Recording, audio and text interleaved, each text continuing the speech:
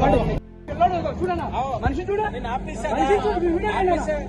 మనిషి మనిషి తక్కువ చూడ మనిషి కనబట్లేదు నీకు అంత కళ్ళు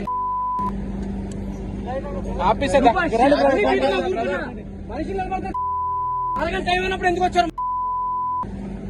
పొద్దున 6 వచ్చి కాదు చేయమంటే నువ్వు ఇన్ఫార్మ్ చేయాలి. 100 మంది పోలీసు వచ్చేయం కాదు. మనిషి చంపేస్తారు, చంపేయండి పోనీ చంపేయండి వచ్చి ఇక్కడ నిలబడతా. మనిషి నిలబడితే మనిషి కొడతావు నువ్వు.